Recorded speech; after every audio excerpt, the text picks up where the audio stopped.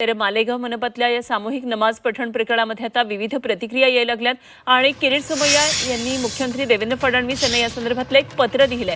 नमाज पठण करणाऱ्यांवर गुन्हा दाखल करा असं सोमय्यांनी त्यांच्या या पत्रामध्ये म्हटलंय आणि मनपाच्या संबंधित कर्मचाऱ्यांना निलंबित करण्याची देखील त्यांनी मागणी केली आहे।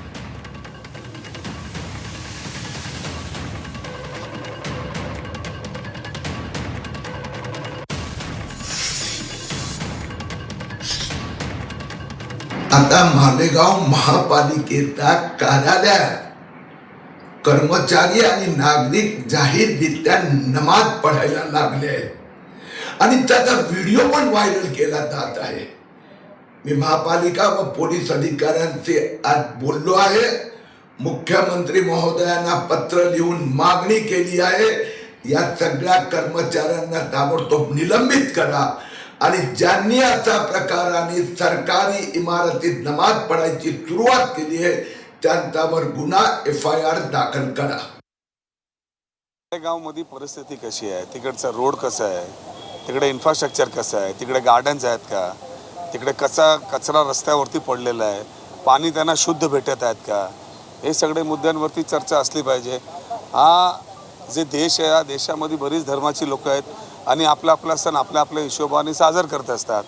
काय श्रावण असलं तर आपले हिंदू कर्मचारी असतील ते आपले देवाची पूजा करतात, मुस्लिमांनी कुठे नमाज पडली असेल, हे मुद्दा नसला पाहिजे। आणि विशेष करून जे मूळ मुद्दे आहेत माळेगावचे असू द्या की मुंबईचे, त्याच्यावरती लक्ष जास्त दिला पाहिजे। आता बस झाला हिंदू मुस्लिम हिंदू मुस्लिम हिंदू मुस्लिम। निवडणुकीच्या अगोदर हे अशा पार्ट्या किंवा असे हे जे लोक आहेत ना, जय मीम जय भीम बोलतात, बरोबर, आणि निवडणुकीच्या नंतर फक्त जय मीमच राहतं। आमच्या डॉक्टर बाबासाहेब आंबेडकरांना विसरतात। आमच्या संविधानाला कुठल्या संविधानाच्या कुठल्या पानावर नगरपालिकेमध्ये महापालिकेमध्ये नमाज पठण परवानगी आहे, हे डॉक्टर बाबासाहेब आंबेडकरांच्या लिहिलेल्या संविधानामध्ये कुठे परवानगी आहे ह्याचे जरा कागद दाखवा होते मला। तुम्ही तिथे विकास करण्यासाठी निवडून गेलेला आहेत की धर्म वाढवण्यासाठी निवडून गेलेला आहात? हे जिहाद नाही का? ह्याचाच विरोध आम्ही वारंवार करतोय ना। तुम्ही विकास करण्यासाठी अगर लोकप्रतिनिधी म्हणून लोकांनी तुम्हाला निवडलं असेल तर तुम्हाला नमाज पढण्यासाठी तुमच्या मस्जिदी आता बंद पडल्या आहेत का?